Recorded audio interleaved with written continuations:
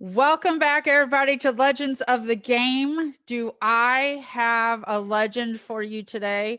I'm going to say it, the greatest hitter of all time, Crystl Bustos. Bustos, How are thank you? How are you? you. Thank you so much for joining the show today. Yeah, I'm super excited. Thanks for having me on.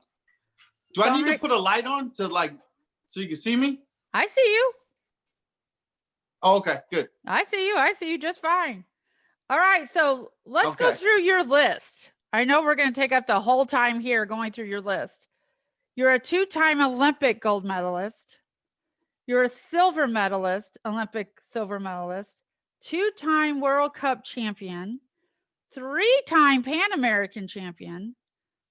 My favorite stat in the Greece Olympics, 6 home runs, and that is still a world record. 2008 U.S. Softball Player of the Year, and then, of course, the National Softball Hall of Fame. I'm going to go right to those 6 home runs. Where was your mind? How were you feeling? I mean, 6 home runs in an Olympic tournament?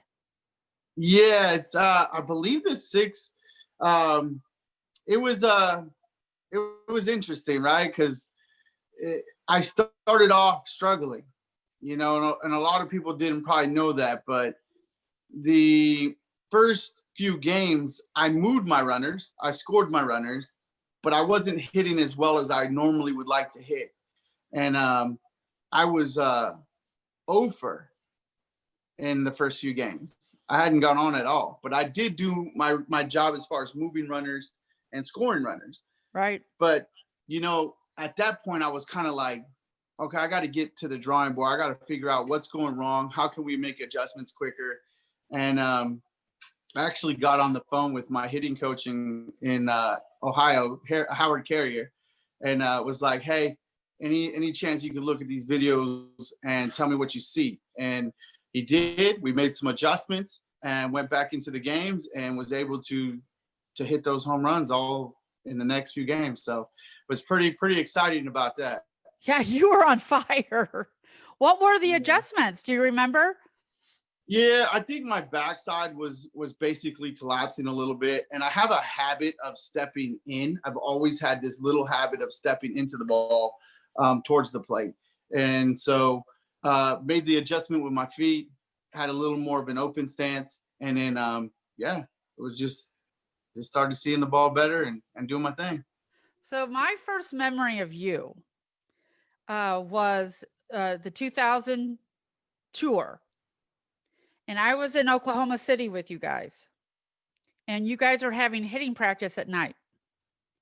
Girl, you took one so far. It just like disappeared in the darkness. That was my first time seeing you hit. What does that feel like? I mean, you crushed the ball. What does that feel like to hit the ball like that? It feels good. Like the funny part is when you hit a ball so square and you don't really feel it. You don't feel it at all. Like it just kind of jumps off the bat. And so for me, I mean, back then in 2000, I was using the mic and everyone knows that mic and bat was hot.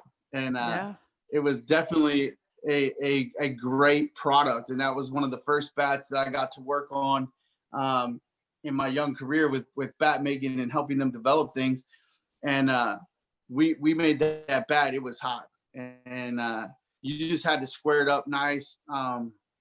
For me, it's always been something that I worked on was squaring balls up, like hitting them in the center and letting what happens, and being as explosive as you can be. At that point, because my job is not to be safe at first. My job is to score the runs and hit home runs. So the rest of it just happens and move the runners when I'm supposed to. So that's my job. Being safe is second. You say square the ball, and Dot and Lisa always talk about how hard it is to hit a round object with a round object, and you're squaring the ball. You did that very well, Yeah. obviously. Yeah, because in my visualizing, and I tell my kids the same thing, and I've trained kids for a while. I want them to think of the ball as a Rubik's cube, Ah, why is that? because when we Yeah. use the verbiage "square the ball up," if I put a Rubik's cube on the tee, you visualize the square. You come into it here.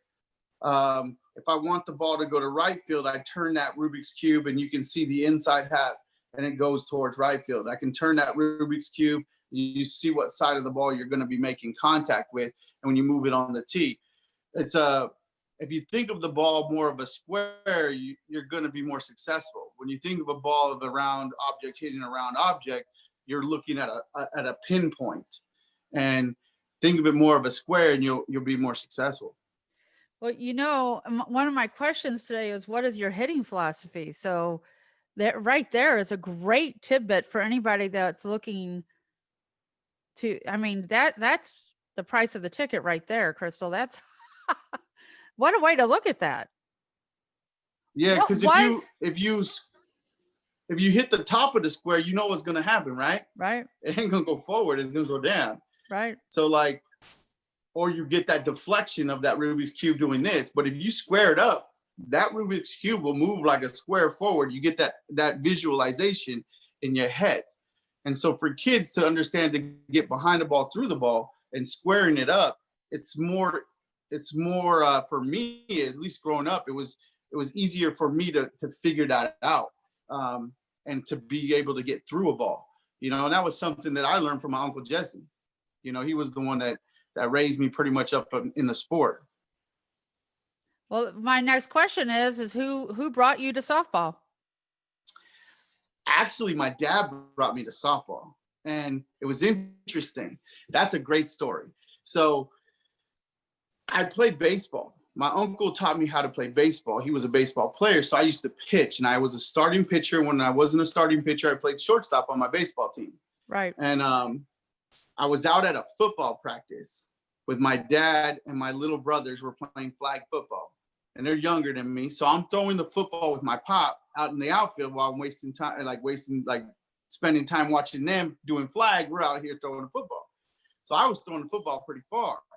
And this woman, this lady that is a friend of mine till now, her name is Tracy Boldraw. Her sons were playing with my brothers. And she come over and goes, is that your daughter? Does she play softball? And I heard her from far away. And I said, no, I play baseball. And she's like, oh, well, talking to my dad, we do junior Olympic softball here with ASA and da-da-da-da. And I was like, I don't want to play softball. I don't want to, because all I thought of was back then was the high arc, right? That's all I had ever seen as far as softball. I'm like, I don't want to play that. And she's like, no, it's a windmill, and it comes straight and it comes faster. Just come on out and check it out. I was like, nah, I'm good. And so my dad found a contest. There was a contest being played between Dodgers, the Optimist Club, and if you win, you get to Dodger Stadium. And you get to do the testing on Dodger Stadium, you get a tour and everything. So I thought that was really cool. So you got to go through all these different levels to get there and compete against the whole state of California. So my dad puts me in it. I'm thinking I'm throwing baseballs, right? They're like, no, she has to throw softballs. Girls throw softballs, boys throw baseballs. And I was like, what? Like, I got to throw that? I ain't never thrown one. So we're there the day of the contest signing up, and like, you go and put this number on and you go. Like, it's not like come back, go figure out how to throw a softball. So I step on the field, and we didn't have 11-inch balls back then. It was a 12-inch. Right. So I pick up a 12-inch softball and I chucked it, right? I chucked it and I threw the ball the farthest. And I was like, what? Okay. I'm like, I'm pretty good in this sport. And then I was super fast. People don't remember. I was super skinny when I was little. So I ran the bases, and I was the fastest one on the bases. And so then I was like, all right, we good. And then we had to hit, right? And so I hit. So it was hit, run, steal is what it was, right? Right. And And we did all that, and I win, right, in our little area. And I go to the next thing, and I win in that little area. And I go all the way to Dodger Stadium. And I remember meeting Roy Campanella. He was in a wheelchair. And going in there and meeting Fernando Valenzuela, looking at his locker. Like, I mean, I had the whole tour. I remember to this day, it was so awesome. And I ended up winning that. I ended up winning that competition. So it was pretty cool. That's how I got into softball. And then when I met this woman wanted me to play softball, I went to their practice, and I was like, oh, okay, it's faster. My dad goes, you can't play baseball when you get older. You're gonna have to play softball.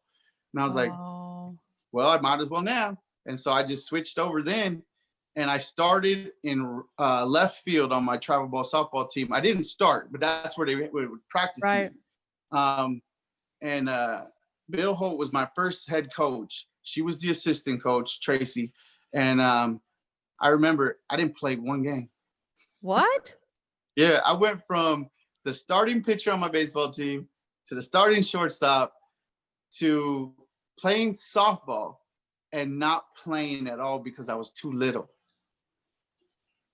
So in his eyes, he wanted me, but I was too little to actually play. And I'm not lying. Like, there were some big girls on our team.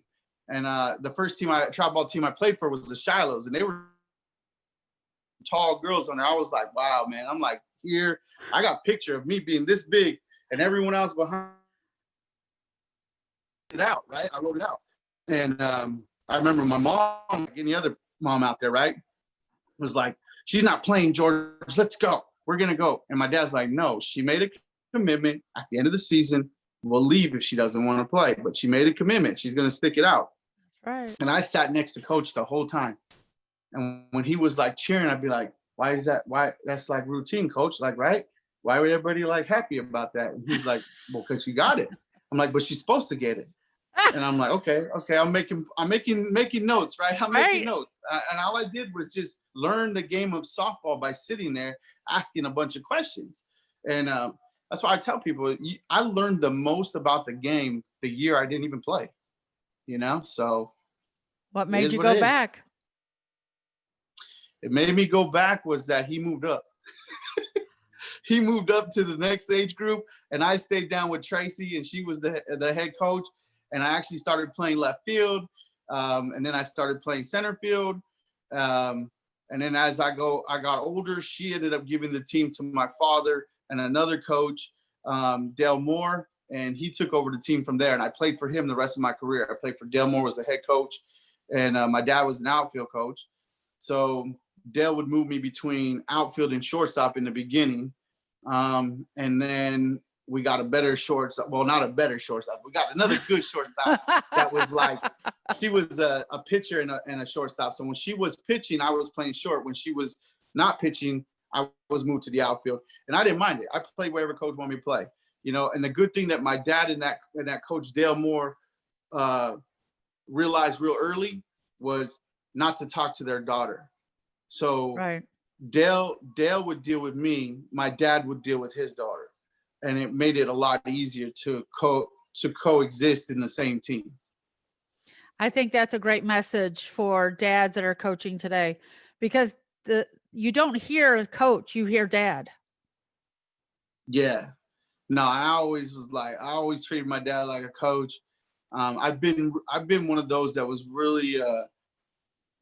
really able to separate myself when I got to the field from family and friends. So like, you could be my friend on the other side while we outside, but as soon as we on the inside, like, you ain't my friend no more. I was always been able to separate that competitiveness of me. Well, that is actually it's hard to teach. It's hard to teach. Yeah, it is. It is. Who did you look up to then in your softball world when you were a kid? Who was it that you watched and admired? Honestly, in softball, it was crazy. I didn't watch softball. I didn't watch softball at all. I was a huge Laker fan. So I used to watch the Lakers religiously. And when I wasn't watching the Lakers, I was watching Fernando Valenzuela pitch, the Dodgers. Like, that was my house. Like, Lakers, Dodgers. When they were on, we were watching. And then watching the Raiders growing up. with watching all the great football players. And it's just like, I watched all those athletes. My athlete that I really enjoyed watching, that I wanted to be like, was Magic Johnson. You know, I watched him on the basketball court and how he was able to have the respect of all of his players, still have fun while he was on the court, and compete at the highest level and taking it serious, but while still having fun. Right. And that was me. I wanted to be able to make my teammates better, have fun while doing it and enjoying it, but also take the game serious enough to know that we're competing. And that is what I learned from watching him. And I think you did that. I mean, that's the way you played. Yeah, I love it. I was kind of told that you were kind of a jokester too. I have a funny streak. Like, I'll mess with people. You get me and Laura Berg together, it's on. That's exactly what I was gonna say. We will prank some people. We have a good time. It's fun. She's one of my best friends. Yeah, I like Laura Berg a lot. She was the one that told me you were kind of a jokester. You two were trouble together. Oh, together we did some fun stuff. we messed with a lot of the teammates and coaches. I don't know if I'd want to be on the receiving end. Yeah, it was fun. When did you know you wanted to be an Olympian? Honestly, it was never a thought. Like, honestly, I just loved to play. Like going to college and getting a scholarship and stuff like that, that was never a thought. I just wanted to play, and I just never wanted to stop playing. So like in high school, when I got letters, I was a freshman when I first started getting letters, right? Right. And me and my family, we didn't know what the heck that was. So my mom literally would just put them in a filing cabinet. She didn't know what to do with it. So she had this filing cabinet and she would just throw them in there. And she started categorizing them by letters, you know, and it was like A's, B's, and she had them all in there, right? And as my career went on, in sophomore year, I had more letters. My junior year, I had all kinds of letters, right? Yeah. And then I was just like, wow, this is like real. Like, what do I got to do? I didn't even know about the clearinghouse. I didn't even know that I needed certain grades, you know, and I was just like, wow, this is a whole new world. Like, we had never had a family member deal with this. So it was, we were a little bit behind on everything. And so for me to go to the Olympics was like, I just wanted to be a professional. There was no professional sports back then for us. No. So I was like, I'm gonna be the first one to play for the Dodgers. Like, I'm gonna play for the Dodgers. Like, that was in my head. Like, I'm just gonna play for the Dodgers. You know, I'm gonna go try out. I'm gonna do something, whatever I gotta do. And but then I went to college and I did the JC route. You know, Coach Ferrer called me, Joanne, she called me, and they came down to visit me, and I was like, cool. Then they took me out there to go see their school. And I had gone to big schools. I went to big 4-year schools and looked at them, and they were very intimidating to me. You know, I was academically challenged, you know, so I had dyslexia and the other things. And so, like, for me, I needed smaller classrooms, and I wasn't going to do well, I felt, with the bigger classrooms. So for me, the best fit I felt when I walked in that JC, one, it was close to the beach. It's Florida, you know. Right. We got a 4-bedroom condo that we end up staying in. So I was like, yeah, this is nice. And then the rooms was small, like I was used to. So I was like, this is me. The stadium was cool. Everything was great. The people were nice. And I'm like, I'm in. So I signed and I came home, and I remember telling my mom, I'm going to Florida. I'm going to go play for them in Palm Beach. And she's like, you do know where that is? I go, yeah, it's 4.5-hour flight. It's like right over there. And that's how I was even geographically challenged. I didn't even know where I went. When I was in class, they pulled down the map, and I was like, oh, dang. I went, oh man, I can't just come home. And I told my mom, I said, Ma, I can't just come home. She goes, no, I know. And I asked you.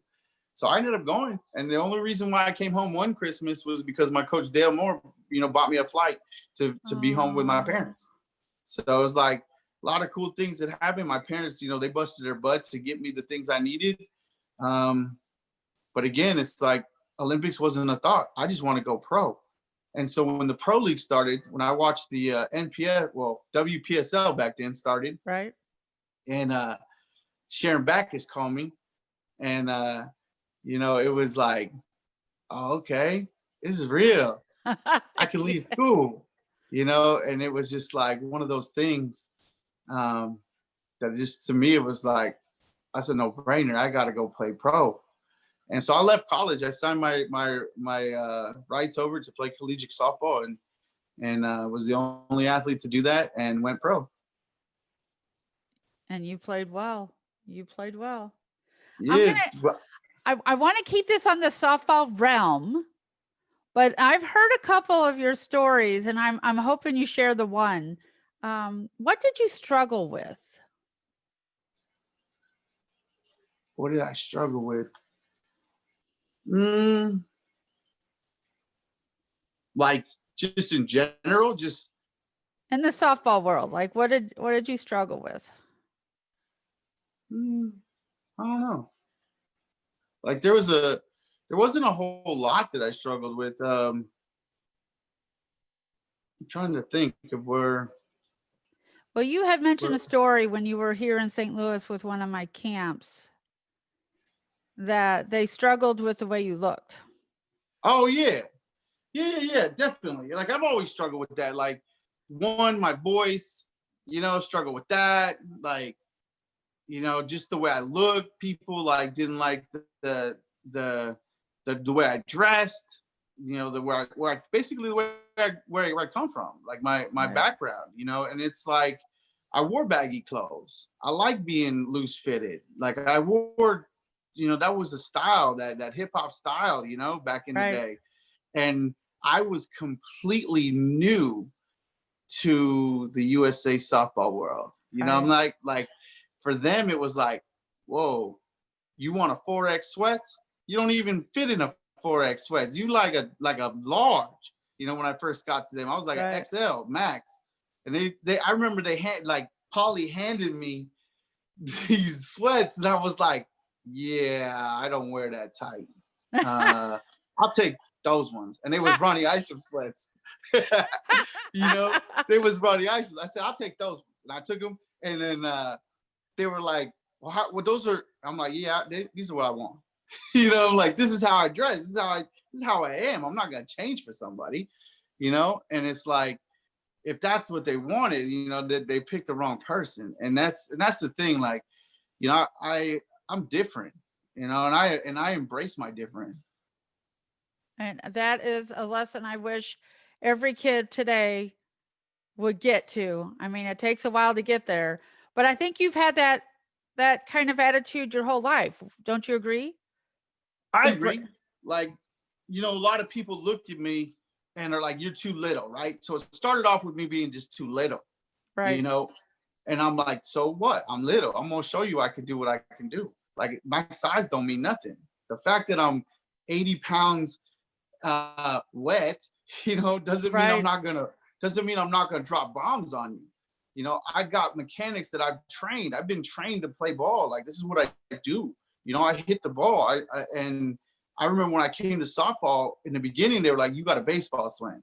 I'm like, man, it's a ball. Like, I don't care if it's a baseball or softball. I just hit it. Like, it's coming at me, I'm gonna hit it. I don't care what you think. So then they started adjusting with my swing and messing me up. And then I couldn't even hit a ball right side. I was like, well, heck, now I can't even hit nothing. And so then they turned me to the left side. I was a lefty slapper, bunter, because I was fast. So that's all they did to me was make me bunt and slap. And I hated it because I'm like, I never get to hit. You know, I ended up breaking my nose on a slap one time. The ball bounced off and hit me. And I was blood everywhere. And I told the coach at that moment, I said, look, I ain't never going to bunt again. I am going to be the best hitting person that you have ever seen. And I went back to my old videos that my mom had, my old VHSs of when I was hitting baseballs. And I started remembering what I used to hit like. And I went back to it and I started hitting. And I just kept hitting, kept training. I was like, I'm never going to let anyone tell me I can't hit. I'm going to prove to everyone. And so that's what I did, you know, and my whole life I've been having to prove to people that I belong here, that I do this, you know, like, so, and it doesn't stop, you know, it never stopped. You know, that's the thing that people don't realize is like, you think when you get to a certain level, 14 years old, right? Started to get bigger, started to move better. I'm like 110 pounds and I'm solid and I'm doing really well. You think you're getting the respect of most people, right? And then as you get to be in high school, you're doing your thing, you're going to college. You got people that said that you ain't never going to be anything. And it's like, because of the way I was, because of the way I dressed, because of who I hung out with, whatever, they thought I wasn't going to be nothing. And I'm like, forget it. I'm going to prove to you. And then I went to college and people were like, you can't play forever. And I'm like, watch me. You know what I'm saying? And then it just so happened the pro league started. And then people were like, the Olympic team started coming around. You know, my last year's into that first year in the Pro Bowl. I remember they called me. Gosh, I just went blank. Ralph Weekly called me and said, we want you to try out for the Olympic team. I'm like, but you didn't pick me for the junior world team. I wasn't good enough, you know, right. because of the way I looked, whatever, your judgment. And now 2 years later, you want to call me and take me to the show? Like, why? I was like, nah, I'm going pro. Well, if you go pro, you can't come to the Olympics. You just won't be able to. I go, well, they opened it up for basketball. Maybe they'll open it up for softball and other sports, but I'm going pro. Like, that's all I ever wanted to be. So I chose to go pro instead of go to the US team. And then they opened it up after my first year in the pro league. They opened it up to where professional athletes can play in the Olympics. So then they called me again while I'm in Akron, you know? And I was like, all right, cool. I was like, my grandmother loves the Olympics. I'm going to do it. I'm going to do it, right? And I told the U.S. team, I said, but I got to be able to do both. I'm not going to just abandon my pro team. I come from the pro team. I'm not going to abandon them. They picked me. I didn't know they would pick me, but they picked me. And the rest was history. You know, I ended up playing both seasons. So it sounds like you've been told you can't do a lot of things. Oh, I've been told, and that's the worst thing you could tell me is I can't do something. And I'm going to prove you wrong. Like, people that have said I couldn't do things, they look at me now and be like, damn, she did it. Yeah. You know what I mean? Like, even I remember going back to my high school, meeting some of my old teachers and be like, man, we would have never thought you'd be who you are today. That would have never crossed their mind. And I was like, yeah, pretty crazy, right? Pretty crazy, right? So you have an organization called Ruthless Softball? Yeah. Where did Ruthless come from? NWA. It's a rap group. So if you look at, like, I feel like everybody in our sport has the same name, right? Everybody wants to be either named after a baseball team, or they all try to carry some sort of name that everybody else already has, right? Right. And for me, I could have easily asked to start our Panthers Gold teams over again, you know, how to branch it out, because that's what we were. Right. But I wanted to give the girls something different, you know, and I wanted to be able to go into baseball and other sports as well and give people what they deserve, you know?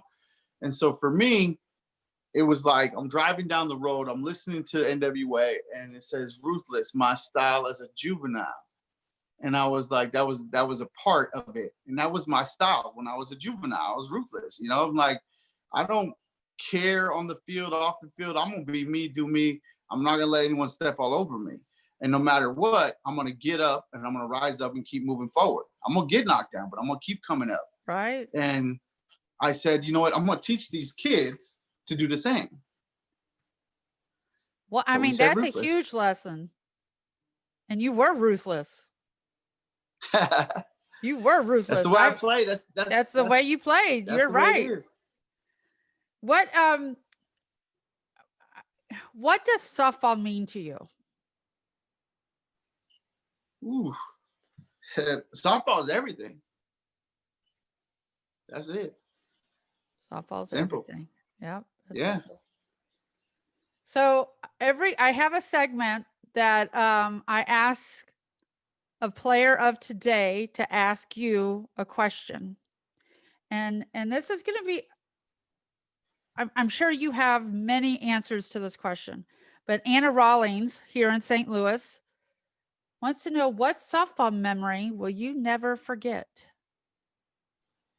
Ooh. There's so many memories. It's the one that I will never forget. Ralph Raymond. He was an amazing man. And when we were in the Olympics, I remember we lost the first game, right? We had won, but then when we lost that first loss, I didn't know the rules. So the way we play big tournaments, right? One and done. Right. And so I look at Ralph and I'm like, that's it? Like, we came down here and that's it? And he's like, no, Bustos, that's not it, with his accent, right? Right. And I go, okay, cool. So then we go and we lose the second one. And I go, that's it, right? Now we done. Two and out. Like, everywhere we go, 2 and out. He's like, elimination. He goes, nah, Bustos, it's not done yet. And then he walked away, and I'm like, all right, we still in it then. We still in it. When we lost that third one, I was like, we done. That's it. Like, we came all the way out here and we didn't even do what we were supposed to do. And I looked at him and he goes, now we can't lose anymore. And I was like, all right, we good. We still got this. And we went and we battled. And to win that Olympics, like that moment that I had with him, it was funny. And but I won't ever forget that. I can hear him saying that. Right? Can you hear him? Like, I can hear him say that. Nah, Bustos.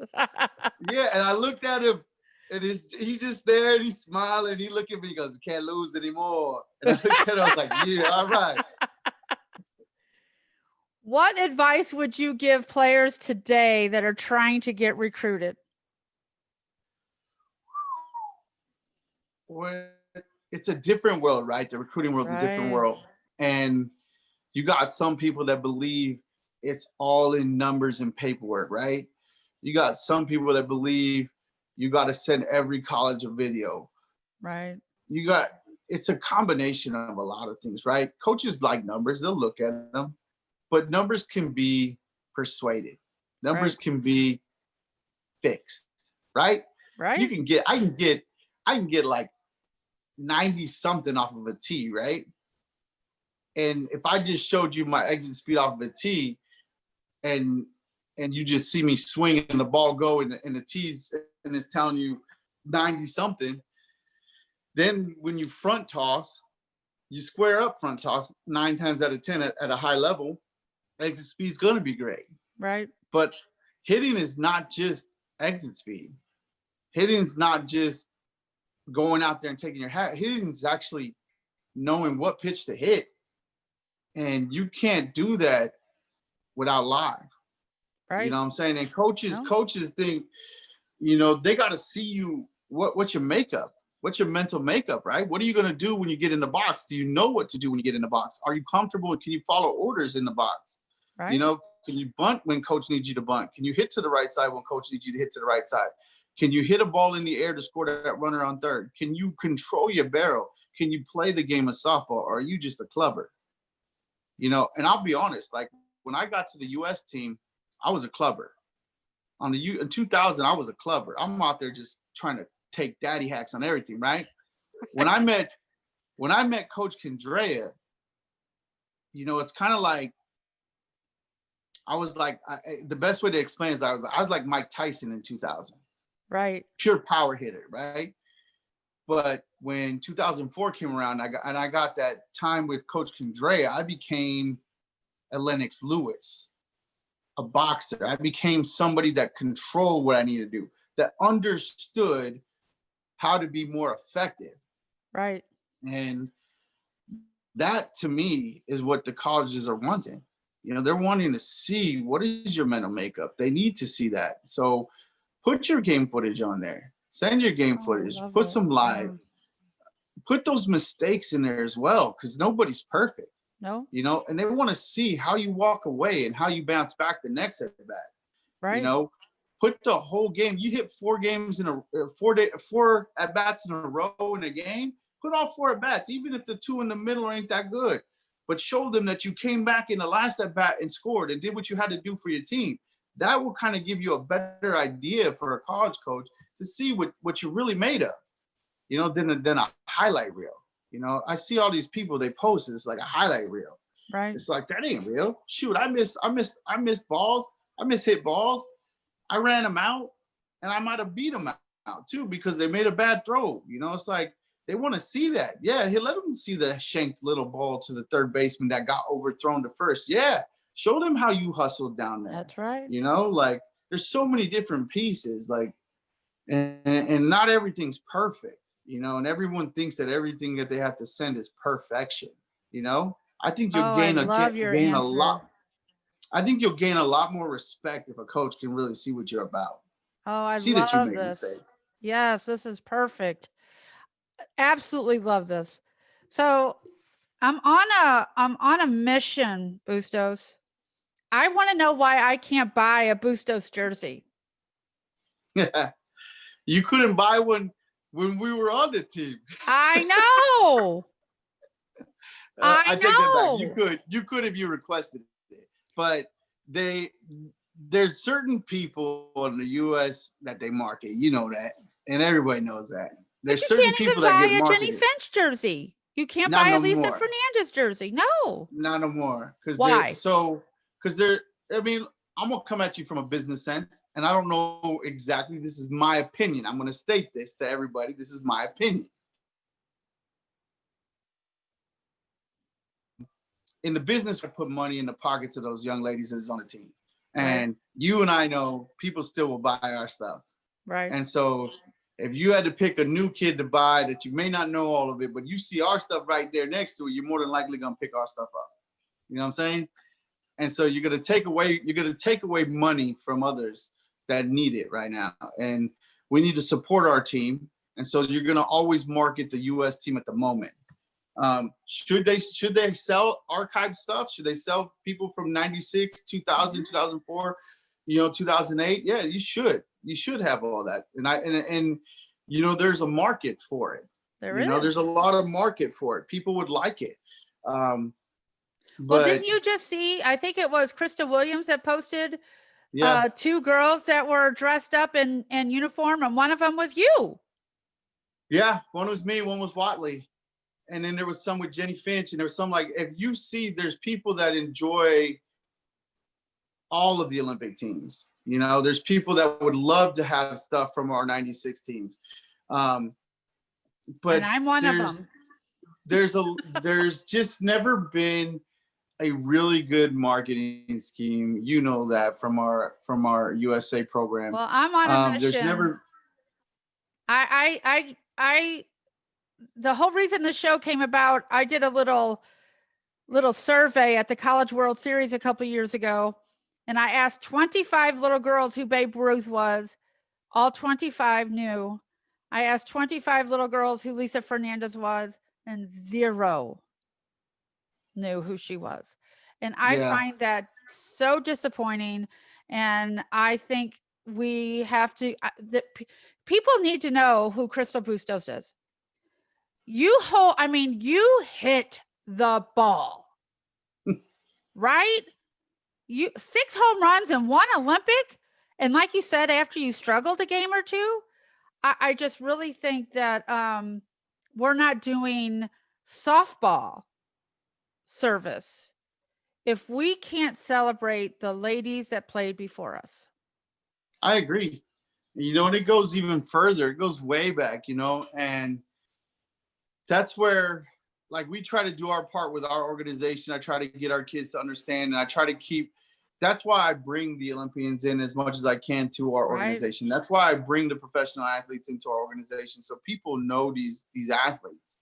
But again, it's kind of hard because in our sport, we're not professionals. So to get people away from their families, get people away from their loved ones, and travel on the weekend to spend their time with some kids and understand who they are. It's not for everybody. And that's where it's hard to get everyone to understand who the people were beforehand.